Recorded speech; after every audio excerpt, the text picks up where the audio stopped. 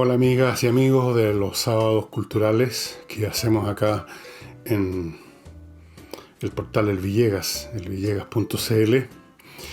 Eh, una persona que vio el programa del viernes donde mostré un libro que se llama Valparaíso de Joaquín Eduardo Bello y se comunicó conmigo y me pidió que hablara un poco de este autor.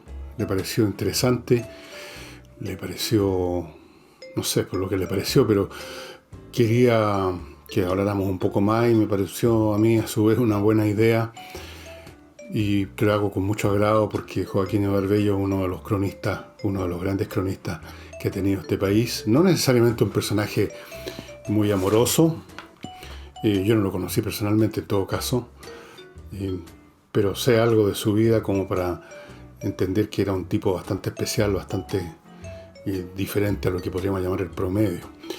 Pero antes de entrar a eso, les quiero contar, los quiero tentar a ver si participan ustedes también, como lo están haciendo un buen número de personas, parece, en ayudar a la mantención del zoológico Wynn, el Wynn Zoo, que usted puede encontrar en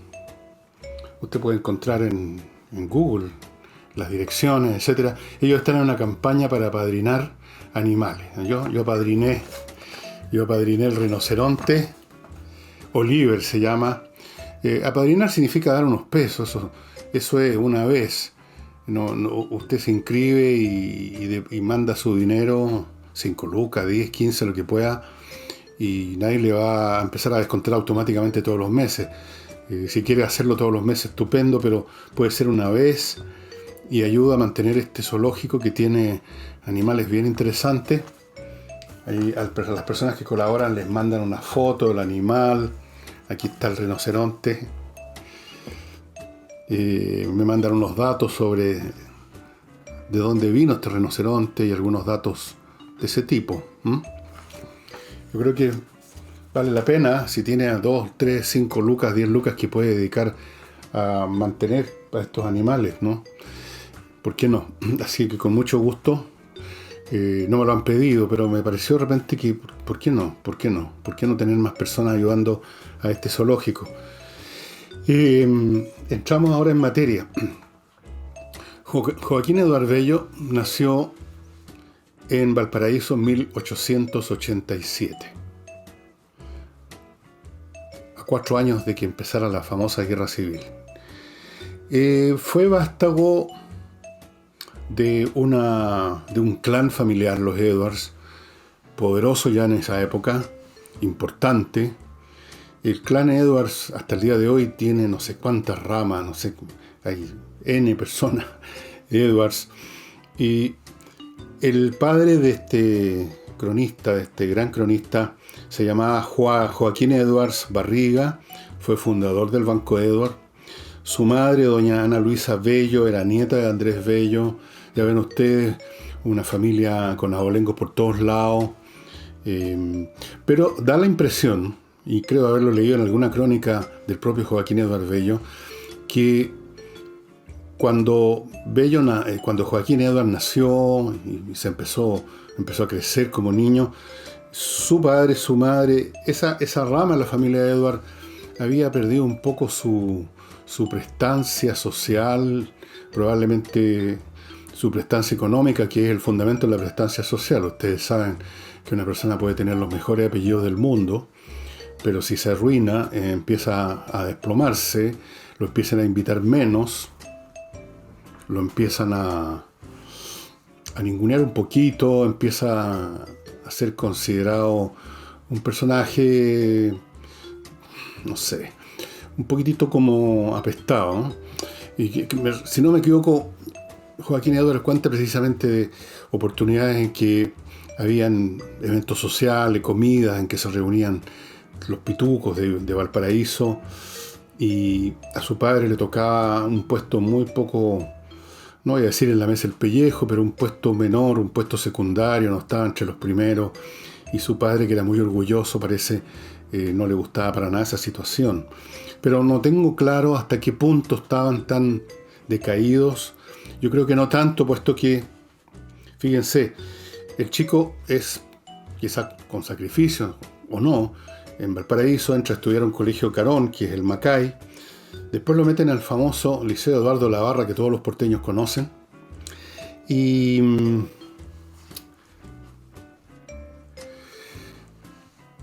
1904, pensando su familia en prepararlo para una posible carrera diplomática, que en esos años, principios del siglo XX, finales del siglo XIX, en todos esos años y por bastantes más, los vástagos de familias más o menos de abolengo, el entrar a la carrera diplomática era una de las vías. Era una de las vías importantes. Otra vía era entrar, si uno era suficientemente creyente y religioso, entrar a una congregación con la idea de llegar a cargos superiores, obispado, arzobispado, cosas como esas. La otra, por supuesto, era seguir con los negocios de los padres. Por ahí iba la cosa.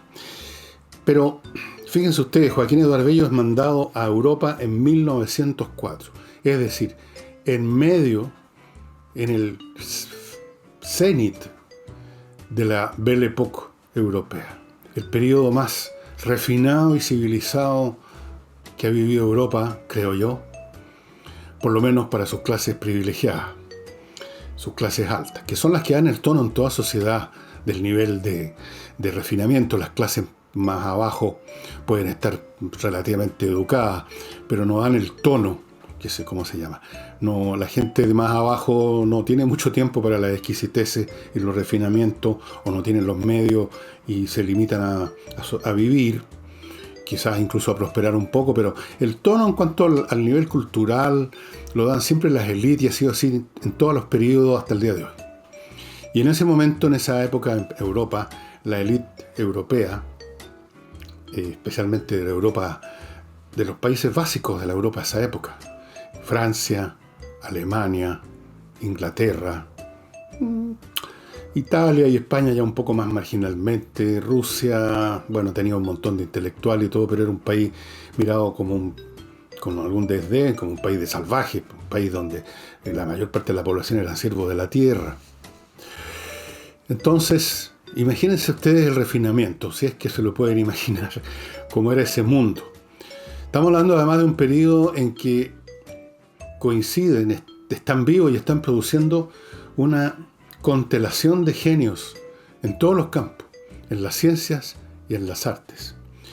En ese mundo cae Joaquín Eduardo Bello, y ustedes comprenderán que cualquier idea que haya tenido su familia, incluso él quizás, de hacer una carrera diplomática, se desintegró en la nada más absoluta. No era el único vástago de familias con algún poder económico, con alguna tradición, con alguna cultura, pero sobre todo con algún dinero, que enviaban a sus hijos a Europa. Y estos envíos no eran para darse una vuelta turística como hacen ahora la gente, o sea, antes de la pandemia, claro, de irse, no sé, 15 días, o un mes, o incluso un año sabático que se supone que podía estudiar alguna cosa. No, podían estar varios años. Iban a vivir, no iban de turistas, no iban de estudiantes, iban a vivir. Y como eran parte de la llamémosla la aristocracia criolla, y por lo tanto todos sabían francés, todos sabían inglés, eran gente, todos bastante alfabetos, no tenían problemas en contactarse con sus iguales en esas ciudades, en ese mundo europeo, y ser poco a poco tragados por los protocolos sociales, culturales de ese mundo. Ahí cayó Joaquín Eduardo Bello. Y ahí es donde se convierte ya no en el niño relativamente tímido de Valparaíso, del Liceo Eduardo Labarra, que tenía este profesor de matemática que lo miraba mal. Se convierte en lo que se llamaba entonces, bueno, según el grado el tipo de vida que hacían, eran los calaveras, que eran ya los jóvenes de familia que se dedicaban al chacoteo a todo dar, y tenían amantes, iban a prostíbulos, hacían de todo. Y están los jóvenes refinados como Joaquín Eduardo Bello, que no llegaban a esos extremos, por lo que yo sé, pero eran vividores, eran gente que se movía en esa esfera. Antes de continuar contándoles un poco de Joaquín Eduard Bello, permítanme recordarles el libro de Ulises Caravantes, que ustedes ya se los he mostrado muchas veces, desde los valles transversales a los canales australes, ya saben de qué trata. Revolución de 1859 en el norte de Chile, me parece que ese es el año, es el hecho, sí, central del libro. Pero hay otras revueltas, hay otras peripecias en el norte del país, en ese siglo tan movido que fue el siglo XIX, políticamente hablando. Y hay también algunas historias, recorridos por los canales. Y hay mucho material de eso que los historiadores franceses llaman la petite histoire, la historia chiquitita. No la historia escrita así con brocha gorda, los grandes acontecimientos políticos, económicos, el análisis de las luchas de clase y todo ese tipo de cosas, sino que aquí aparecen personas de carne y hueso. Actores, a veces primeros actores, a veces comparsa, a veces actores de reparto o simples testigos, y eso le da a este libro de Ulises una sensación de vida muy, muy potente. Si usted quiere tenerlo, póngase en contacto con el autor, Ulises Caravantes. Se pone en contacto en el Gmail de él, ucaravantes@gmail.com, ucaravantes@gmail.com. Les recuerdo además, estimados amigos, a Bonboni, este emprendimiento familiar con chocolates que vienen en varias presentaciones, son unos chocolates exquisitos. Estos, bueno, aquí ya me quedan muy pocos, como ustedes ven, y ahora van a quedar menos porque me voy a comer uno. Con unos rellenos exquisitos. Por ahí tengo otra caja. Una presentación. La otra son estos paquetitos con chocolates rellenos también, muy ricos. Ustedes están viendo, para encargar estos chocolates se los llevan a su casa. Se los puedo absolutamente garantizar que son de muy buena calidad. Y hoy en día, en que estamos todos, o casi todos, un poquitito, hasta yo que soy un hombre sedentario, un poquito fastidiado de estar encerrado en la casa día tras día, como en el día de la marmota, tener cosas ricas como un buen chocolate y otras cuestiones es fundamental. Así que, Bonboni, estimados amigos, ahí está la dirección. Y recibo con mucho agrado un nuevo auspiciador para los weekends, que es Kame. Kame es una empresa chilena que ha desarrollado y ha entregado ya a 2 o 3 mil pequeñas empresas un sistema de gestión súper fácil de usar, súper eficiente, que usted puede tener montado en su computador, también en su tablet, en su iPhone, y le facilita las gestiones de todo lo que una empresa tiene que hacer, especialmente empresas pequeñas donde no hay un departamento de contabilidad, todo lo tiene que hacer el dueño, los pagos de las boletas electrónicas, todo lo que tenga que ver con la gestión de financiera, impositiva, contabilidad, cosas como esa, de las empresas pequeñas. Como les digo, tiene más de 2.000 clientes ya, por algo será. Los planes son desde 15 UF al año, o sea, un poquitito más de una UF al mes por disponer de este sistema que le va a facilitar enormemente la gestión de la pyme. Así es que ya saben, Kame con K, Kame es para gente como yo, por ejemplo, cuya pyme es mi escritorio. Y igual tengo que pagar impuestos y tengo que hacer un montón de cosas y boletas y cuestiones para allá y para acá, de los clientes, de la publicidad, muchas cosas. Y bueno, yo que soy pésimo para estas cuestiones, te ven que se me olvidan hasta los nombres. Kame. Y continúo después con mis otras publicidades. Estábamos con Joaquín Eduard Bello en Valparaíso, en Europa. Ya entonces, cuando se fue a Europa, antes de eso, cuando era escolar, cuando estaba en el Liceo Eduardo de la Barra, con algunos amigos había fundado unas revistas, estas revistas que duran unos pocos números, pero en fin, donde publicaban sus cosas, sus cuentos, sus articulitos. Era, Joaquín, como ocurre con todos los que se convierten en escritores, y lo digo por experiencia personal, da lo mismo si uno es un escritor rasca o un gran escritor o mediano más o menos, da lo mismo. Pero en general tienen varios rasgos comunes. Uno es que les tinca escribir desde muy niño. A mí me pasó así, le pasó a Joaquín Edarvello, le pasa a todas las personas que escriben. Estoy seguro que entre ustedes hay más de alguno que también escribe, haya publicado, no, eso es lo de menos, eso tiene que ver con otras cosas en la vida, pero de seguro si a usted le gusta escribir, apenas aprendió a escribir. Bueno, este hombre está entonces en Europa, se europeiza, especialmente se afrancesa completamente, vuelve a Chile, y en 1910, si no me equivoco, en 1910 empieza a colaborar en el diario La Mañana. No, en 1910 empieza en el diario La Mañana, y por ese mismo tiempo publica su primer libro, su primera novela, y creo que es la última, porque no publicó muchas novelas, no publicó novelas realmente Joaquín Edarvello, salvo esta, puede que me equivoque y haya otra, pero básicamente esta es la novela de Joaquín Edarvello que se llama El Inútil. El Inútil es una novela costumbrista de la clase alta chilena de esa época, muy crítica.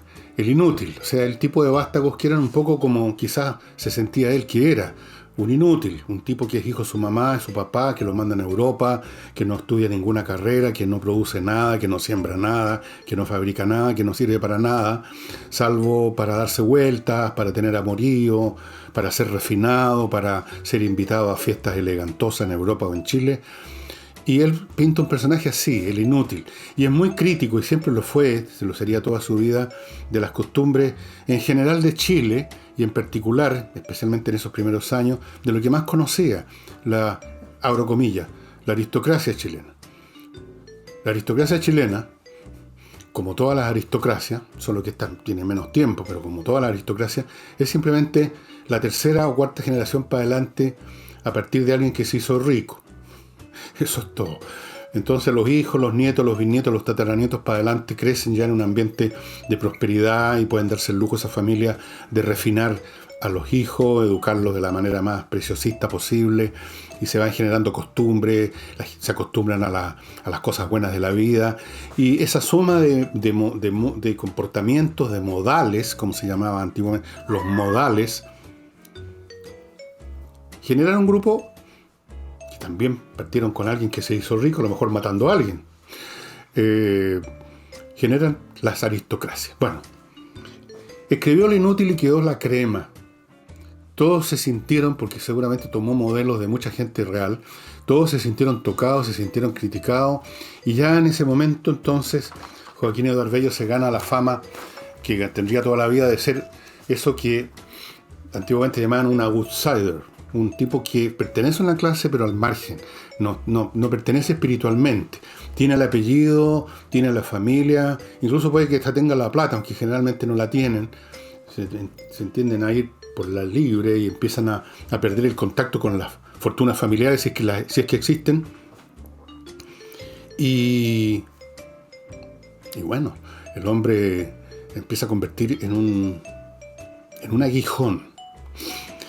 Se casó con una señora española en 1926, tuvo 2 hijos, y a partir pero ya antes de eso, en 1918, él empieza a trabajar ya masivamente como cronista en el diario La Nación, cosa que hizo por 40 años hasta 1958, innumerables crónicas sobre lo humano y lo divino, lo que le parecía interesante, en el estilo de Joaquín Edarvello, que es simple, claro, directo, pulsante.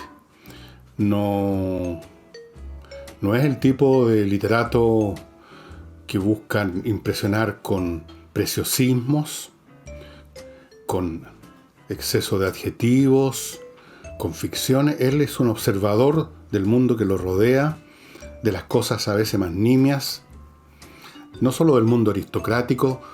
Cuando fue creciendo y se fue convirtiendo en un profesional independiente que trabajaba como cronista, como columnista, y se fue mezclando, ya había escapado un poco la gravitación de su medio familiar. Él empieza a conocer otros ambientes, otras personas, otros mundos, y de esos también hace crónicas, muchas crónicas, con una mirada, como les digo, muy certera, muy observadora y muy directa. Por ese motivo, una persona, el señor Merino, que es el editor de alguna de su compilación, de este que les voy a mostrar, don Roberto Merino, calificó a Joaquín Edouard Bello no como el típico artista o cercano al artista o literato de clase alta que se margina, que se va a vivir en una buhardilla, el poeta maldito, el rebelde. No llegó a eso. Entonces Roberto Merino dice, más que un poeta maldito, era un incómodo para todo el mundo.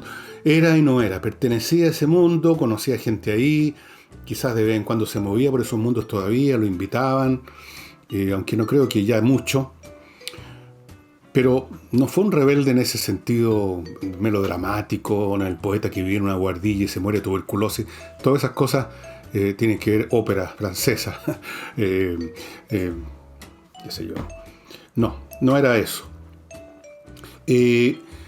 Un aspecto que quizás a algunos molesta, sobre todo en estos tiempos de corrección política insufrible, se los voy a contar en un momento más, después de recordarles a otros de mis sponsors de fin de semana. Uno de ellos, que es toda la semana corrida, es Miclimo, la empresa miclimo.com, es el sitio, la empresa se llama Climo, que ha desarrollado una climatización que le ha valido premios internacionales por su innovación, en todos los sentidos. Y esta empresa está funcionando con todos los resguardos sanitarios del caso. Revisan a su personal toda la semana y le instalan a usted el tipo de climatización que le permite disponer de calorcito en invierno, cuando está helado, de frescor en verano, cuando hace mucho calor, el aire filtrado por estas máquinas. Funcionan con electricidad, con muy poca electricidad, se controlan a mucha distancia. Usted puede controlarlas a mucha distancia porque están conectadas a su propia red de internet. Y eso significa que usted puede prender o apagar los aparatos incluso de otro país si le da la gana. Miclimo.com, estimados amigos, el sitio para contactarse con ellos. Les sugiero que lo haga. De los bombones ya les hablé. Y me falta contarles de Higiena, esta academia de música que le da clases online de voz, para cantar, para hablar mejor, impostando la voz, canto popular, canto más lírico, clases de guitarra, teclados, bajo eléctrico para los jóvenes que les gusta ese instrumento que es tan importante en el rock, me parece, ¿no? Ese tipo de música. Higiena, online, o sea, es como estar en la sala de clase, pero sin correr los problemas, sin tener que salir, sin tener que ir a un lugar, sin tener que molestarse. Online, clases del señor propietario de esta academia, Higiena, cuyos datos ustedes están viendo en algún lugar a mi izquierda probablemente, para que se contacten con ellos. Esto, como lo he dicho muchas veces, como ocurre con el ajedrez también, es una de las maneras de sacarle provecho a estos tiempos. En vez de estar refunfuñando, que están cabreados de la cuarentena, que quieren salir, aprovechen el tiempo, lean, coman rico chocolate, buen vino, y aprendan música o desempolven lo que alguna vez aprendieron de música y después lo dejaron botado. Higiena. Les quiero, a propósito de cosas ricas, el vino del Club Explora, que cada mes les lleva en una bolsa como esta dos botellas de tinto o 2 botellas de blanco o blanco y tinto, distintas marcas entre sí, distintas marcas a las del mes pasado, a los del próximo. Factor común, la calidad. Los que fundaron el Club Explora son 2 enólogas chilenas de gran nivel, muy connotadas en su profesión, y escogen los vinos con Gotario. Son vinos exquisitos. Y usted los recibe si se hace miembro del Club Explora, y para estos efectos cuesta simplemente el ticket, digamos, del Track Club, una UF mensual. Eso es todo. Y usted va a recibir en su casa estas botellas de estos ricos vinos del Club Explora. Y hay muchas formas de sanitizar la casa donde usted vive. Aquí hay otro método interesante que es la sanitización siglo XXI que es una empresa pequeña que se inició más o menos cuando empezó la pandemia, una empresa que usan un producto especial, amonio cuaternario, que es muy eficaz para destruir el COVID-19. Y si ustedes quieren contactarse con la persona que inició esta pequeña empresa, este emprendimiento, con mucho valor, con mucho esfuerzo, y que está haciendo esta labor, pónganse en contacto con él en sanitizacionsiglo21@gmail.com. Sanitización siglo XXI, todo pegado. Espero que estén viendo en algún lugar a mi izquierda o a mi derecha esa información. Y bueno, y dejemos para después el ajedrez, cuando les muestre la caja. Vuelvo a Joaquín. En los años 30, como muchos jóvenes chilenos de clases medias altas o medias para arriba, se entusiasmaron con el nazismo y el fascismo. Quiero recordarles a las personas que a la sola voz de que alguien haya podido ser partidario de eso por el negrito en el cielo, que en los años 30 no se tenía idea en que iba a terminar ese movimiento. Los años, incluso antes que llegara Hitler al poder, cuando solamente estaba en el poder en Italia Mussolini, el fascismo y luego el nazismo, ante los públicos latinoamericanos, que además estaban a distancia, no podían saber en detalle lo que podía estar empezando a ocurrir o que se sospechaba que podía ocurrir. Para la gente de esa época, y en eso cayeron o entraron muchas personas en Chile de clases medias. Hay libros de un historiador de apellido Frías, que ha estudiado ese fenómeno. Muchos se entusiasmaron porque apareció como un movimiento nuevo, renovador, fresquito, recién salido, digamos, de la ducha, distinto a las camarillas políticas convencionales, a las cuales siempre con razón o sin razón se les achaca un grado importante de corrupción. Y parecía entonces que valía la pena. ¿Por qué no? Así como tantos jóvenes en algún momento en los años 60 se hicieron, adhirieron al Partido Comunista, se hicieron comunistas, porque para empezar se sabía bien poco en qué consistía realmente el comunismo. Existía, con ustedes, la cortina de hierro, una cortina que no permitía saber, conocer lo que sucedía dentro de ese mundo. Así que mucha gente se convirtió en comunista, y si ustedes leen libros de gente que después se pegó el alcachofazo, van a contarles siempre lo mismo, que tuvieron que ir a esos lugares para darse cuenta en qué consistía el asunto. Lo mismo pasó en esos años 30 con el fascismo y el nazismo. Y por supuesto hay muchas frases de Joaquín Eduardo Bello en que alaba el movimiento fascista y nazista y se pronuncia como partidario, porque todavía no se habían cometido los crímenes que vinieron a revelarse en gran escala cuando Hitler llegó al poder, y no solamente, y no de inmediato tampoco, sino que, qué sé yo, cuando empezó la noche de los cuchillos largos y empezaron a perseguir a los judíos, primero civilmente, quitándoles derechos, no todavía matándolos civilmente, políticamente. Cuando empezó a desarrollarse todo eso, todavía en Chile, muchas de esas cosas no se sabían. O parecían rumores, parecían invenciones, parecían una invención del imperialismo norteamericano o de los ingleses, que eran los imperialistas, los malos de la época.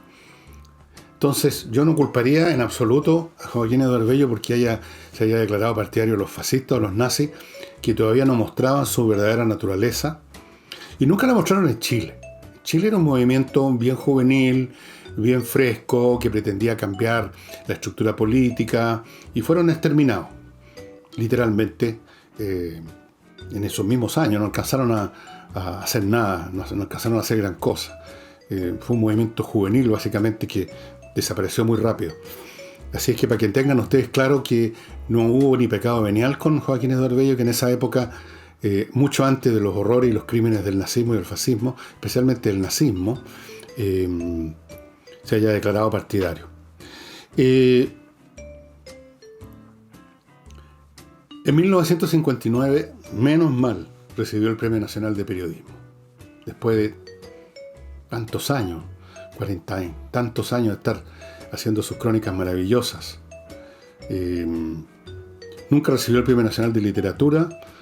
Probablemente deben haber pensado los jurados, si es que alguien lo propuso, que es difícil darle un Premio Nacional de Literatura a alguien que ha escrito un solo libro de narrativo como ese, El Inútil. Y a propósito de Inútil, miren qué interesante. Un escritor que tiene una relación también con los Edward, Jorge Edward, de este clan infinito. Jorge Edward, que es contemporáneo nuestro, es un hombre que está absolutamente vivo y escribiendo como en sus mejores años. Escribió un libro sobre Joaquín Eduardo Bello, un libro maravilloso, excelente, que se llama El Inútil de la Familia. Y ahí en ese título, Jorge Edward utiliza y cambia un poco los títulos de dos libros. Del propio Joaquín Edward, que había escrito El Inútil, y también creo, no se lo he preguntado, pero creo, se debe haber inspirado en un libro, que son en realidad un montón son como 6 tomos, un libro de Jean-Paul Sartre que se llama El Idiota de la Familia, que es un estudio realmente complejo, profundo, agotador sobre un gran escritor francés del siglo XIX, el autor de... ¿cómo se llama? Madame Bovary, el autor de Salambó. ¿Ustedes se acuerdan quién es? Ya saben quién es. Un tremendo autor. Pero parece que cuando estaba creciendo, como a veces sucede con estos personajes que van a ser después genios, que como los árboles grandes crecen mucho más despacio que el pasto, por supuesto. El pasto crece y muere en unos días. Los árboles grandes se demoran décadas en ir desarrollándose. Entonces creían en su familia que este escritor, ¿se acordaron cómo se llama? Era idiota. Entonces hizo un análisis muy profundo sobre la psicología humana, sobre el ser humano, Jean-Paul Sartre, que se llama El Idiota de la Familia. Joaquín Eduardo Bello había escrito El Inútil, y entonces ahí hace la mezcla, creo yo, Jorge Edward, y escribe El Inútil de la Familia. Joaquín Eduardo Bello tuvo un final bastante triste. Sufrió un ataque que lo dejó medio paralizado. Vivía, no voy a decir en extrema pobreza, pero vivía de forma muy modesta en una casa que está en un barrio de Santiago no muy elegante, ni mucho menos, en un barrio, no sé cómo llamarlo, Santiago Oeste, digamos, ese Santiago que está como para el lado de la Quinta Normal, no sé. Es un Santiago que a mí me gusta mucho, pero que no es de un barrio pituco, ni mucho menos. Allí tenía, creo que cerca de una plaza bastante conocida en ese sector, que no recuerdo el nombre en este momento, donde hay un cine también, o había. Por ahí tenía una casita, vivía con la persona con la que vivía en esa época. Y un día, el día en que yo cumplí 19 años, el 19 de febrero de 1968 creo que fue, ¿sí? Estaba en su pieza, le habían servido recién una sopita, su pareja, su señora, estaba con otras personas en el living, estaba él en la pieza con la puerta cerrada. Lo escucharon cantar Je ne regrette rien, o sea, no me arrepiento de nada. ¿Ustedes se acuerdan de una canción muy popular en Francia, que la hizo popular por un tiempo en Chile, la Edith Piaf? Je ne regrette rien, ta ta ta ta ta ta. Cantaba, y cantaba, y de repente, ¡boom!, sienten un disparo, entran a la pieza. Joaquín Eduardo Bello que había estado en cama, estaba fuera de la cama. Ustedes saben, un disparo en la cabeza produce una especie de estallido muscular, neuromuscular, y la persona pega unos saltos, unos brincos, fue a dar al suelo, se metió un balazo en la boca. Miren ustedes qué curioso, con un revólver que le había regalado su padre. O sea, ese revólver que le regaló su padre el día, se lo dejó como herencia, o se lo regaló muchos años antes. Ese revólver lo acompañó quizás cuánto tiempo, quizás cuántos meses, no, ¿qué meses? Años. Lo tenía en algún cajón, quizás a veces viajaba con él, lo tenía envuelto en un paño, y ahí estaba en silencio ese objeto inerte, metálico, esperando el momento en que Joaquín Eduardo Bello lo iba a tomar, se lo iba a poner aquí o aquí, y se disparó. Así terminó. Si ustedes quieren conocer a este tremendo cronista, pues les podría mostrar todos los libros aislados que tengo de él, pero les voy a mostrar algo mucho mejor. La editorial de una universidad chilena privada,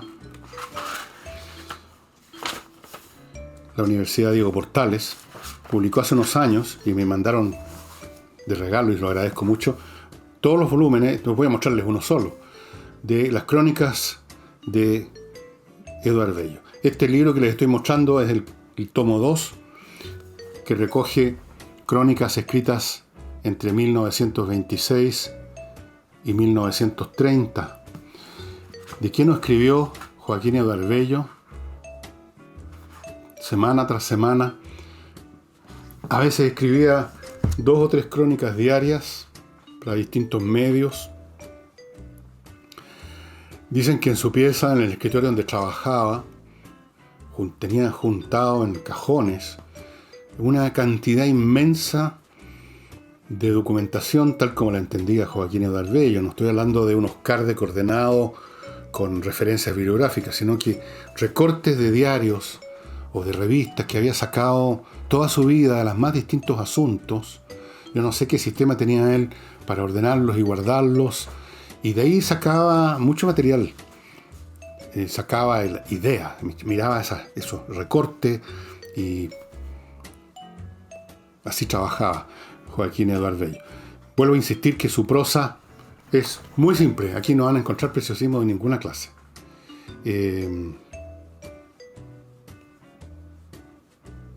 Mira, aquí leo un pedazo hacia al azar que abrí esto. La española, se refiere a las mujeres españolas, la española se resiste a cortarse el pelo y a fumar cigarrillos. La mujer no se ha hecho para eso. Las extranjeras que van a turbar la armonía de la vida española reciben el despectivo dictado de marimachos. Yo me acuerdo cómo se usaba esa frase antes, ahora nadie se atreve a usarla en estos tiempos. La mujer para la casita, a cuidar los críos, a remendar calcetines y preparar el cocido del hombre. Bueno, estamos hablando de la década de los años 20-30. Por supuesto, ahora estoy seguro que las españolas son bastante más recias, como se les nota que son en este cine español, donde lamentablemente yo no las puedo ver esas películas porque no entiendo lo que hablan. Cuando las subtitulen voy a empezar a ver las películas españolas.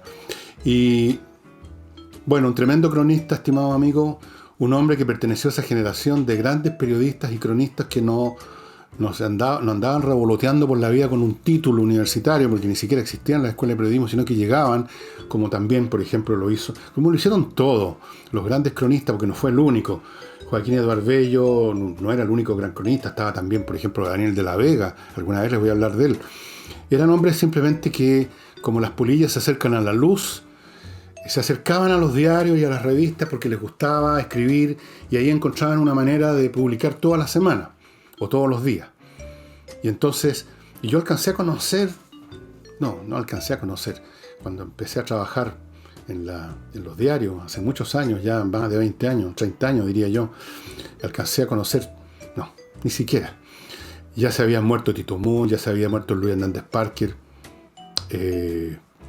pero alcancé a conocer algunos fósiles de ese periodo, gente que jamás había pasado por una escuela de periodismo. ¿Qué es lo que voy a aprender en una escuela de periodismo? Decían. Pero sabían escribir, sabían mirar, eran mundanos, eran cultos y podían y hacían un estupendo trabajo como cronistas. No andaban correteando con una grabadora que ni existían. Eran los Joaquín Eduardo Bello. Habían muchos como él, quizás no tan grandes como Joaquín Eduardo Bello, no tan tremendos como este estupendo señor, elegante, fino, reservado, un poco amargo, un poco pesimista, un poco sombrío, que se gastó muchas platas en carreras de caballo y todo un señor, un gran señor. Y eso sería todo por hoy, estimados amigos. Espero verlos mañana en el programa que voy a hacer con Álvaro Salas sobre cine. Todavía no sé de qué vamos a hablar. Tengo que comunicarme ahora con Álvaro para ponernos de acuerdo, pero visítenos. Eso sería todo. No olviden el ajedrez. Este es el último producto que está entregando Pablo Tolosa, el reloj que le da tanto más emoción al juego del ajedrez del que ya tiene per se. Y lo que dije al principio, entren a la página de WinSo y conviértanse también en padrinos de algunas de las hermosas criaturas que tienen ahí. Eso sería todo. Nos vemos mañana.